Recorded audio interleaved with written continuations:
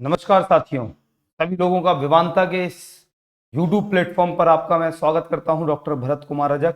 अब आपका सरकारी नौकरी का सपना होगा साकार और शून्य से शिखर तक का सफर तय करेंगे आप लोग विवांता से। चलिए दोस्तों, आज के इस करंट अफेयर्स की श्रृंखला में आपका मैं बहुत अभिनंदन करता हूं, स्वागत करता हूं। और आज की इस क्लास में हम लोग जो कवर करेंगे वो 14th एंड 15th फरवरी, 14 और 15 फरवरी के सारे समसामयिक की घटनाएं जो करंट अफेयर्स हैं इन पर हम चर्चा करेंगे और बात करेंगे कि क्या हुआ हमारे देश में और किस तरीके से जो प्रतियोगिता परीक्षाएं हैं उन प्रतियोगिता परीक्षाओं में ये सवाल पूछे जा सकते हैं और किस तरीके से सवाल बनते हैं। और आपको ये बताना चाहेंगे जैसे कि बहुत सारे बच्चे जो करंट अफेयर्स को लेकर ये विचार में रहते हैं या ये शोध में लगे होते हैं कि आखिर करंट अफेयर्स आता कहाँ से है, तो डेफिनेटली आपके एग्जाम में इन करंट अफेयर्स की जो समस्याएं हैं वो सॉल्व होंगी। तो आज का पहला सवाल कि किस राज्य की पुलिस ने महिला सुरक्षा और सशक्तिकरण को बढ़ावा देने के लिए नया डिजिटल आउटरीच प्रोग्राम लॉन्च किया है। तो आपको सबसे पहला सवाल ये याद रखना है कि सवाल ये है यहाँ का कि महिला सुरक्षा और सशक्तिकरण को बढ़ाने के लिए फीमेल सिक्योरिटी एंड, अगर हम फीमेल क्या बोलें, अगर हम बात करें कि महिलाओं को सशक्त करने के लिए, तो किस राज्य ने यह काम किया है, तो इसका सही जवाब दोस्तों है उत्तर प्रदेश। अगर हम बात करते हैं तो उत्तर प्रदेश जो यूपी है, तो यूपी के स्टेट गवर्नमेंट ने महिला सुरक्षा और सशक्तिकरण को बढ़ावा देने के लिए उत्तर प्रदेश पुलिस ने हाल ही में नया डिजिटल आउटरीच प्रोग्राम लॉन्च किया है। अब इस कार्यक्रम का नाम क्या है, देखिए अभी यहां से अब जो हम ये करंट अफेयर्स पढ़ रहे हैं, ये करंट अफेयर्स आपके जितने भी एग्जाम्स हैं, चाहे वो एसएससी से स्टार्ट करें, चाहे वो पीसीएस तक जाएं और चाहे वो यूपीएससी के प्रीलिम्स तक अगर हम बात करें, तो यहां तक की चीजों को ये कवर करेगा। तो इस कार्यक्रम का नाम क्या है जिसमें विमेन एम्पावरमेंट और महिलाओं के सशक्तिकरण और महिलाओं का योगदान, महिलाओं को ज्यादा से ज्यादा बढ़ावा मिले, सुरक्षा मिले, तो इस प्रोग्राम का नाम है हमारी सुरक्षा। इस प्रोग्राम का नाम है प्यारे साथियों हमारी सुरक्षा। हमारी सुरक्षा। हमारी सुरक्षा मोबाइल हाथ में। इस कार्यक्रम का नाम है हमारी सुरक्षा मोबाइल हाथ में और 1090 साथ में। इस प्रोग्राम का नाम याद रखिएगा कि हमारी सुरक्षा मोबाइल हाथ में 1090 साथ में। इसे राज्य की महिला टेलीफोन हेल्पलाइन सेवा 1090 के माध्यम से लॉन्च किया गया है।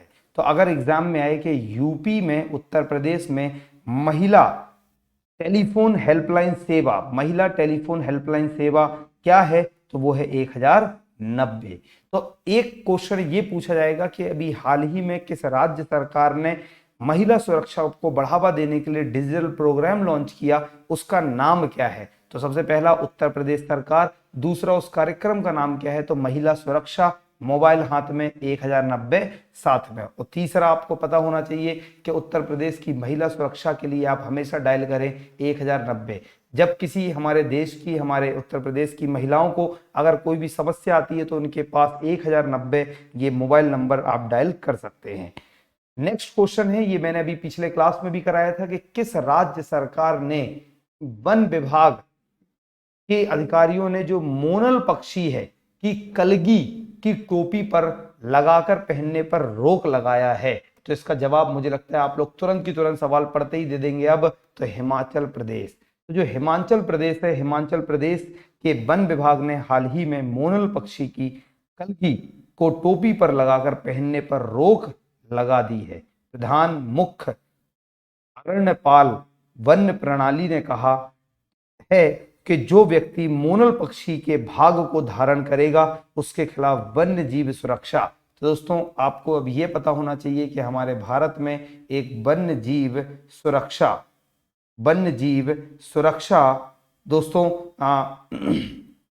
वन्य जीव सुरक्षा, या इसको हम कहें संरक्षण, वन्य जीव संरक्षण, जो हमारे भारत में वन्य जीव संरक्षण अधिनियम है, वन्य जीव संरक्षण अधिनियम, वन्य जो जीव संरक्षण अधिनियम 1972 है, 1972, तो वन्य जीव संरक्षण अधिनियम 1972 के तहत कार्रवाई की जाएगी।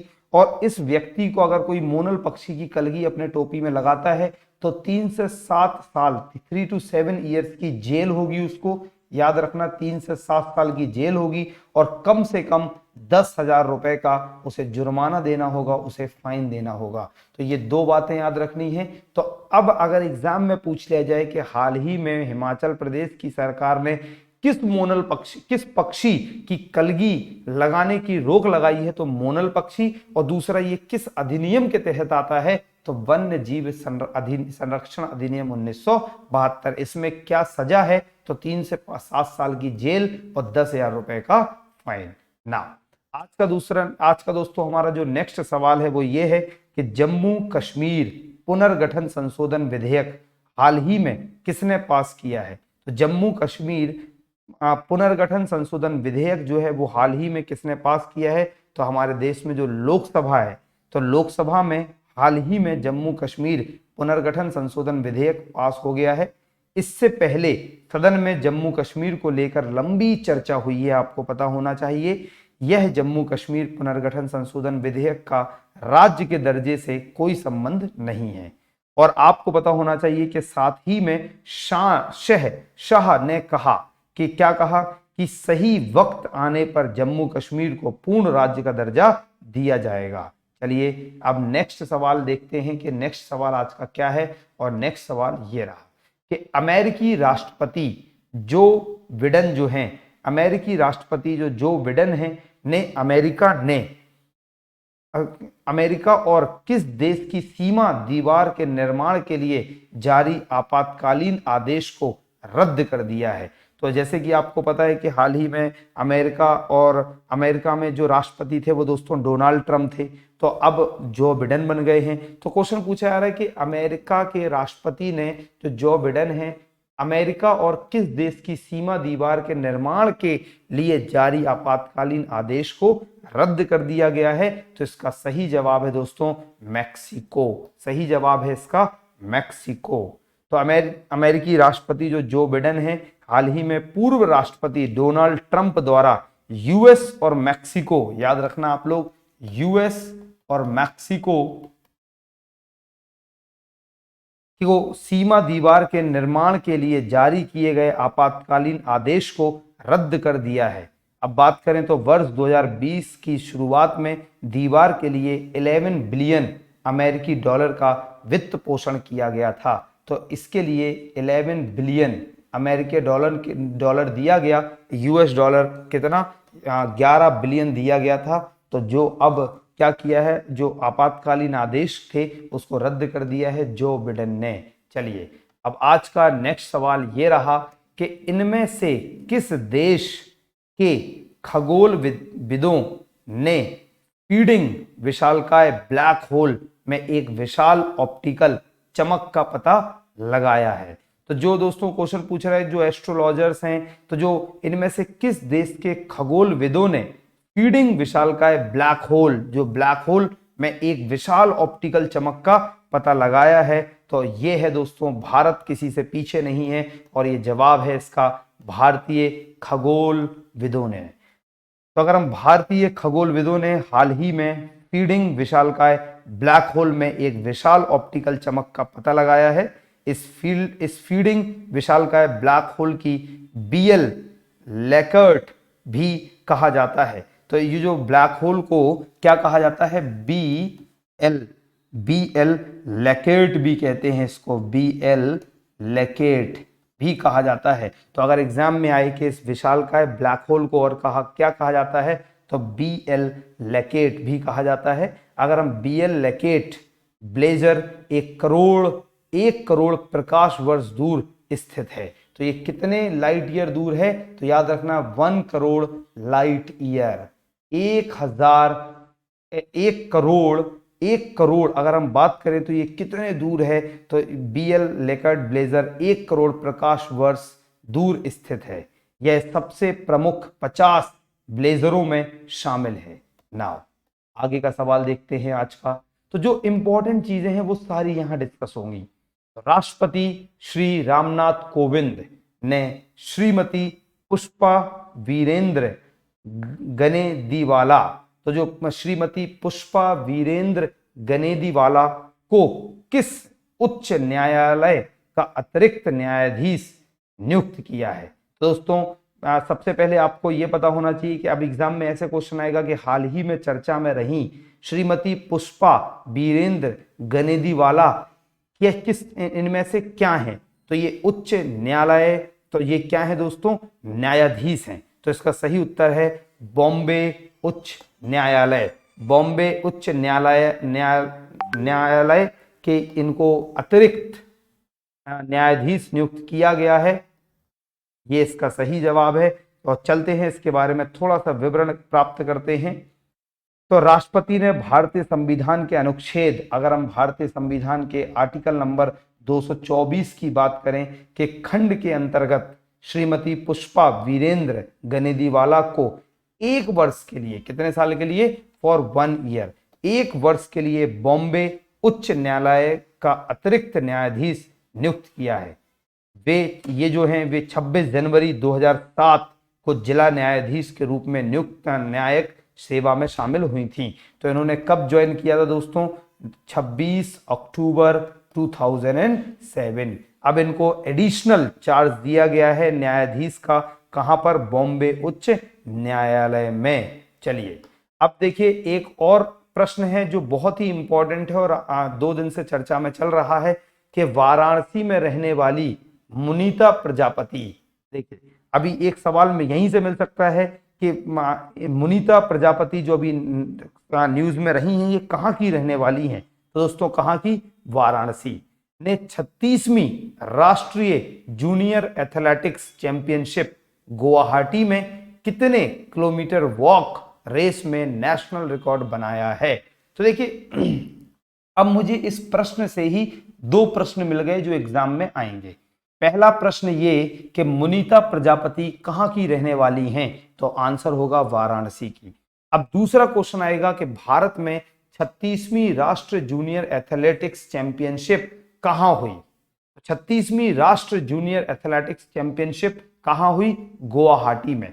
तो कितने किलोमीटर वॉक रेस में नेशनल रिकॉर्ड बनाया? और दोस्तों इसका करेक्ट आंसर क्या है? 10 किलोमीटर। तो इसका करेक्ट आंसर है 10 किलोमीटर। 10 किलोमीटर।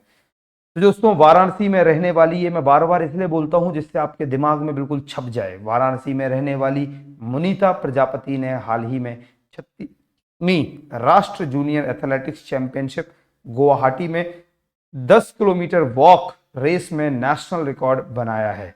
मुनीता प्रजापति ने 10,000 मीटर रेस वॉक चैंपियनशिप में, अब इन्होंने जो 10 किलोमीटर की ये रेस करी है, तो अगर मैं बता दूं तो इन्होंने 47 मिनट, सोच के देखो आप लोग दोस्तों, 47 मिनट्स एंड 52 सेकंड्स। तो इन्होंने 47 मिनट्स एंड 52 सेकंड्स में ये रेस कंप्लीट की है और उन्होंने एक अपने नाम नया राष्ट्र रिकॉर्ड अपने नाम शामिल किया है ना। आज के इस दौर के श्रृंखला करंट अफेयर्स में एक नया प्रश्न है कि हाल ही में किसने भारत का पहला डीजल परिवर्तित सीएनजी ट्रैक्टर लॉन्च किया है? दोस्तों डीजल परिवर्तित सीएनजी ट्रैक्टर कभी आपने सोचा? आज तक तो सिर्फ आपने क्या किया था, जो बस हैं, जो ऑटोज हैं, इनको सीएनजी में देखा था। तो पहले वो डीजल में था, लेकिन अब उसको चेंज कर दिया, परिवर्तित कर दिया और सीएनजी ट्रैक्टर लॉन्च किया है। तो इसका सही उत्तर है नितिन गडकरी। दोस्तों नितिन गडकरी जो इस समय हमारे भारत के कौन है आपको पता होना चाहिए। तो ये भारत के केंद्रीय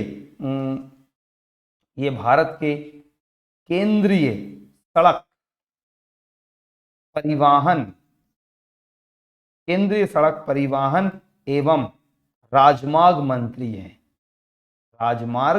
मंत्री हैं। दोस्तों नितिन गडकरी ने हाल ही में केंद्रीय मंत्री श्री धर्मेंद्र प्रधान, श्री पुरुषोत्तम रूपाला और जनरल जो सेवानिवृत्त हो चुके हैं डॉक्टर बीके सिंह की उपस्थिति में भारत का पहला डीजल परिवर्तित एनर्जी ट्रैक्टर लॉन्च किया है। तो तो अब एक देखिए, अब यूपीएससी में किस तरीके से, आईएएस में किस तरीके से सवाल आते हैं, या पीसीएस में किस तरीके से सवाल आते हैं कि जो नितिन गडकरी ने डीएलजी जो diesel converted CNG tractor launch किया वो किसकी उपस्थिति में किया। तो दोस्तों सबसे पहले धर्मेंद्र प्रधान, आपको याद रखने हैं, धर्मेंद्र प्रधान, धर्मेंद्र प्रधान साहब इसमें शामिल थे। इनके अलावा अगर हम बात करें तो रूपाला, पुरुषोत्तम रूपाला, पुरुषोत्तम रूपाला, और जो जनरल बीके सिंह है, जो जनरल रिटायर्ड हो चुके हैं अभी, ये बीके सिंह, तो इनकी उपस्थिति में डीजल कन्वर्टेड ट्रैक्टर लॉन्च किया है दोस्तों। सीएनजी ट्रैक्टर होगा ये, राइट ना। यह ट्रैक्टर केवल ईंधन लागत में सालाना 1 लाख रुपए से अधिक बचत करेगा, ऐसा इन्होंने अपने इस डिस्कशन में कहा है।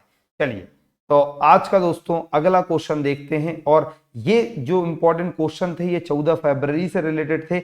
अब जरा हम 15 फरवरी, आपका अब जो क्वेश्चंस मैं कराऊंगा ये 15 फरवरी बोले तो बिल्कुल आज का करंट अफेयर्स है, जो आज के लिए बहुत इंपॉर्टेंट है। तो सबसे पहला क्वेश्चन है 15वीं फरवरी का, जो इंपॉर्टेंट क्वेश्चन है करंट अफेयर्स के पॉइंट ऑफ व्यू से, वो ये कि प्रधानमंत्री नरेंद्र मोदी ने हाल ही में तमिलनाडु और किस राज्य के दौरे पर चेन्नई में 118 हाईटेक अर्जुन टैंक, जिसका नाम है MK-1A, hi tech Arjun tank MK-1A सेना को दिए हैं।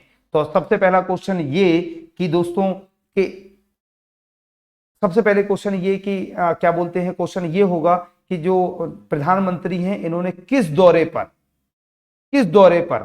और किस दौरे पर MK जो 40 MK-1A है इसको लॉन्च किया। और पहला क्वेश्चन ये होगा तो दोस्तों, तो जो तमिलनाडु, और दूसरा जो राज्य है, पहले मैं इसके करेक्ट उत्तर की ओर चलता हूं और आप लोगों को इसका सही जवाब बताता हूं।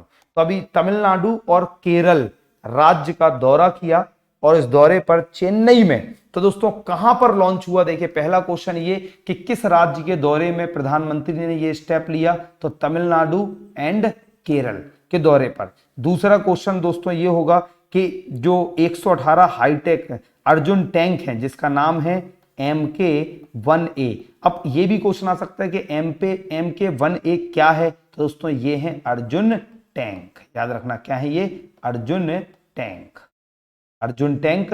अब ये भी क्वेश्चन पूछा जा सकता है दोस्तों आप लोगों से, ये भी सवाल पूछा जा सकता है कि अर्जुन टैंक जो MK-1A है कितने टैंक लॉन्च होंगे, तो तीसरा सवाल हो गया 118। तो अब देखिए यूपीएससी यही क्वेश्चन पूछता है कि A, B, C, D, 4 option दे दिए। अब इनमें से होगा कौन सा कथन सत्य है, ओनली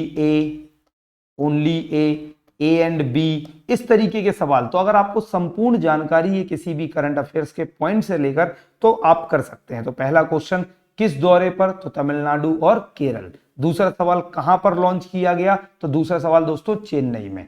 तीसरा सवाल कितने लॉन्च किए गए, 118। क्या लॉन्च किया गया, तो हाईटेक अर्जुन टैंक, क्या नाम है, MK-1A। चलिए, तो ये आज के क्वेश्चन हो गए। अगर मैं बात करूं तो ये जो क्या बोलते हैं, ये हाईटेक अर्जुन टैंक जो है वो DRDO ने, तो ये किसने बनाई, MK-1A, और जितने भी डिफेंस इंस्ट्रूमेंट है वो कौन बनाता है, DRDO, तो defence research and development organisation. तीसरा एक और सवाल आ रहा है कि कितने रुपए की लागत पे बनाए हैं, तो 84 करोड़, कितने रुपए की लागत पर, 84 करोड़ की लागत से तैयार किया गया। और साथ ही नरेंद्र मोदी जी ने केरल के कोच्चि में BPCL की, दोस्तों BPCL की 6000 करोड़ रुपए की जो प्रोपलीन डेरिवेटिव्स जो है, पेट्रोलियम पेट्रोकेमिकल्स कॉम्प्लेक्स राष्ट्र को समर्पित किया है। तो चलिए यहाँ अब आगे चलते हैं और आज के इस नेक्स्ट सवाल को देखते हैं। और नेक्स्ट सवाल आपकी स्क्रीन पर ये रहा कि इलेक्ट्रिक कार बनाने वाली कंपनी टेस्ला, दोस्तों टेस्ला का नाम सबने सुना है, और ये क्या बनाती है, इलेक्ट्रिक कार बनाई है इसने। दोस्तों इलेक्ट्रिक कार बनाने वाली कंपनी टेस्ला ने भारत के किस शहर में पहली मैन्युफैक्चरिंग यूनिट खोलने की घोषणा की है। तो अब टेस्ला क्या है, इंडिया में अपनी एक मैन्युफैक्चरिंग यूनिट खोल रही है। टेस्ला अब इलेक्ट्रिक कार इंडिया में बनाएगी।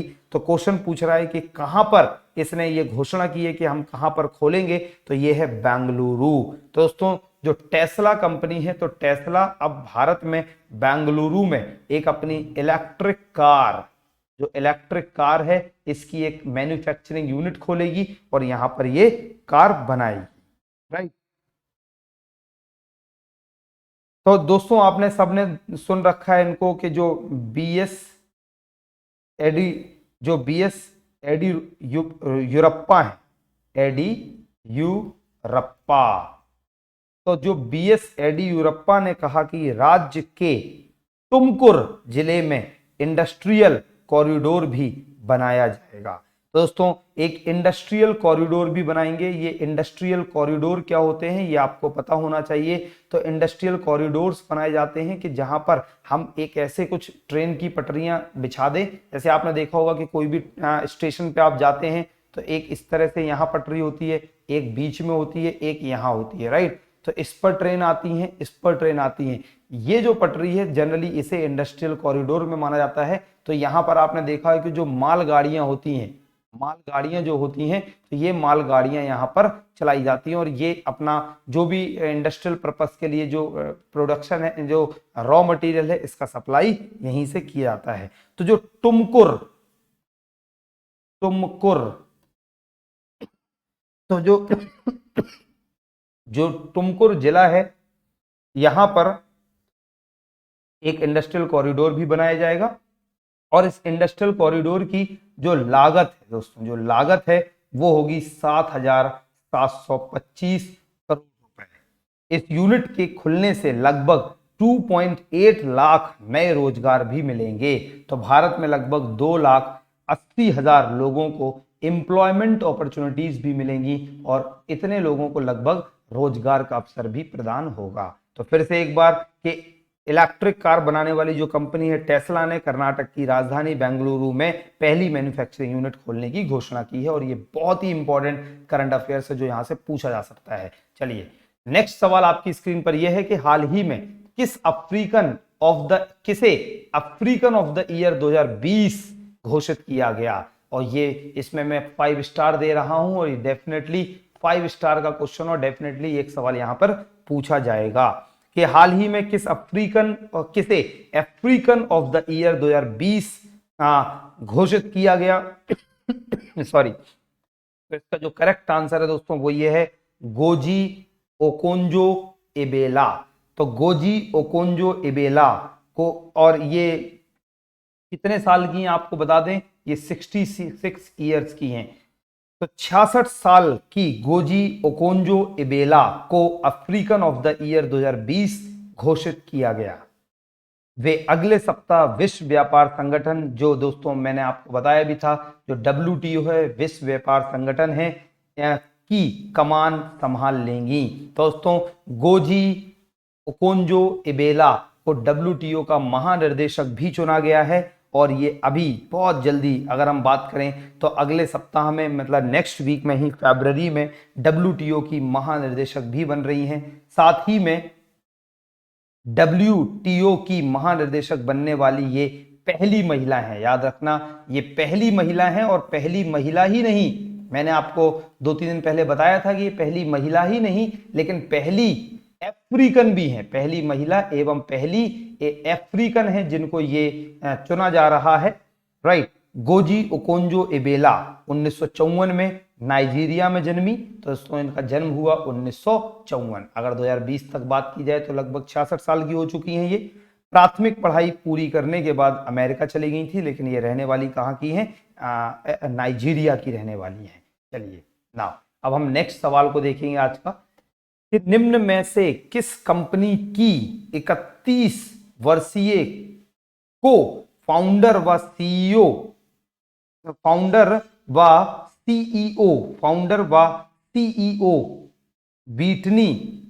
व्हिटनी वोल्फ हर्ड दुनिया की सबसे युवा महिला अरबपति बन गई हैं। देखिए दोस्तों कितना बढ़िया सवाल आपके सामने आया।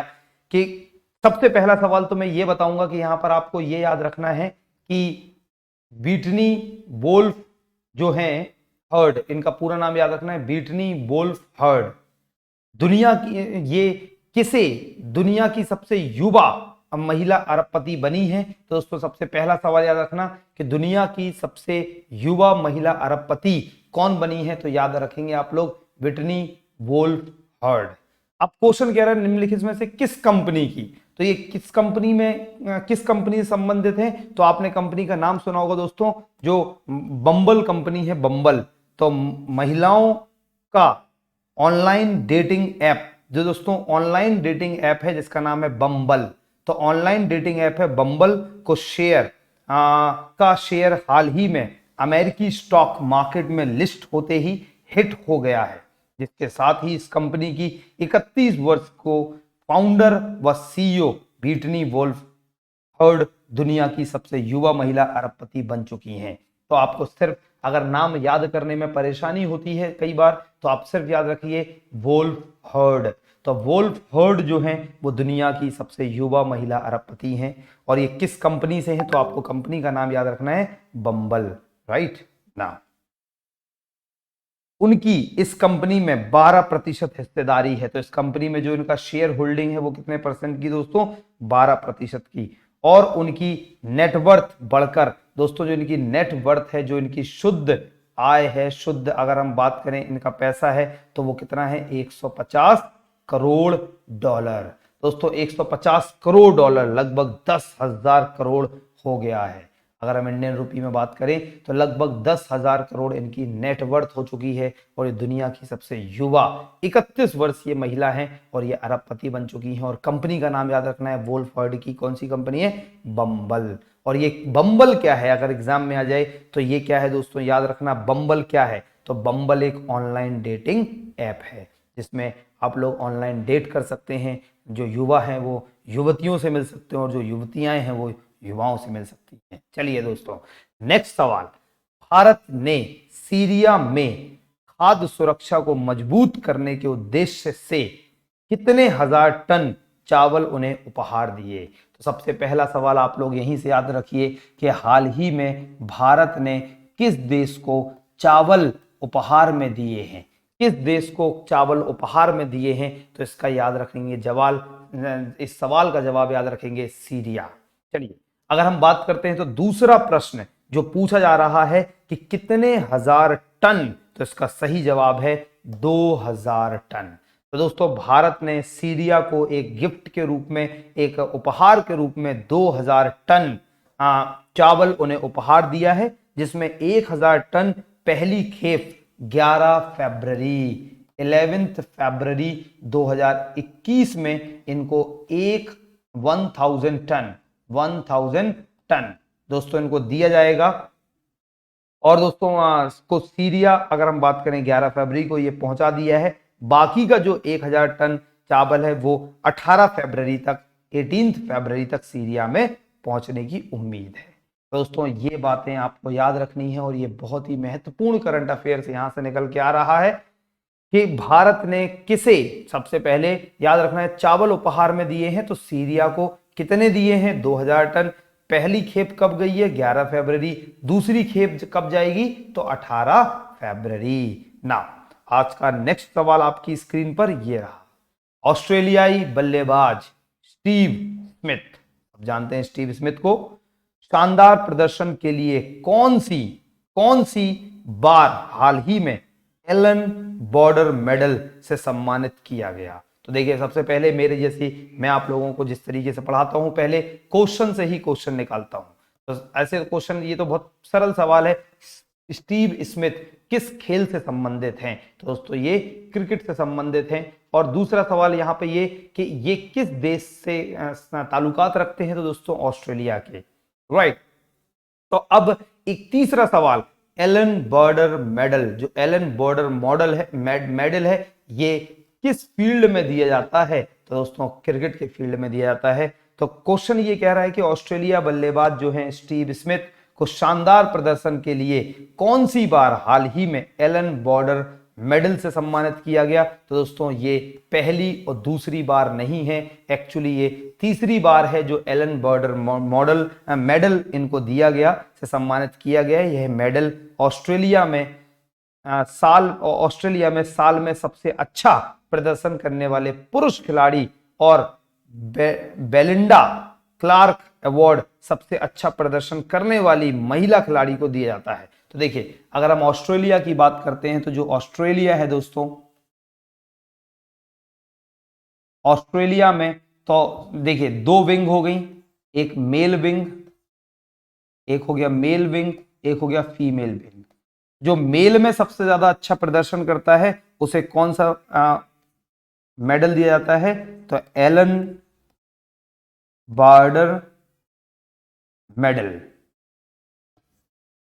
और दूसरा सवाल कि जो फीमेल में महिलाओं में सबसे अच्छा प्रदर्शन किया जाता है तो उन्हें कौन सा अवार्ड दिया जाता है? तो बेलिंडा क्लार्क अवार्ड। क्या अवार्ड का नाम है? Belinda Clark award. दोस्तों बेलिंडा क्लार्क अवार्ड किसको दिया जाता है? फीमेल को। क्रिकेट की फील्ड में ऑस्ट्रेलिया में सबसे शानदार प्रदर्शन करने वाले हर वर्ष पुरुषों को पुरुष में से किसी एक को एलन बर्डर मेडल और महिलाओं में से बेलिंडा क्लार्क अवार्ड दिया जाता है। चलिए, हो गया ये प्रश्न, और उम्मीद है आप लोग इस प्रश्न को अच्छी तरह देख रहे होंगे। और मैं आपको टारगेट देता हूं कि कम से कम आप लोगों का टारगेट है कि इस वीडियो पर कुछ ज्यादा नहीं तो सिर्फ 50 लाइक आने चाहिए। 50 लाइक की मैं आपसे उम्मीद करता हूं। दूसरा, मैं आपसे ये कहना जरूर चाहूंगा कि हमारे इस यूट्यूब चैनल को, विमानता के इस यूट्यूब चैनल को ज्यादा से ज्यादा सब्सक्राइब करें और ज्यादा से ज्यादा शेयर करें, क्योंकि आने वाले समय में आप लोगों को यहाँ पर जो भारत के जो सबसे प्रतिभाशील, जितने भी बहुत एक्सपीरियंस्ड फैकल्टीज हैं, उनके साथ आपको यहाँ पर जुड़ने का मौका मिलेगा। और बहुत जल्दी हमारी जो ऐप होगी इसमें हम लाइव पेड बैच लाएंगे, जिसमें बहुत सिस्टमैटिक एग्जाम ओरिएंटेड चीजें पढ़ाई जाएंगी, और ना ही सिर्फ एग्जाम ओरिएंटेड बल्कि कैसे आप अपने एग्जाम को जल्दी जल्दी कवर करें ये भी सिखाया जाएगा।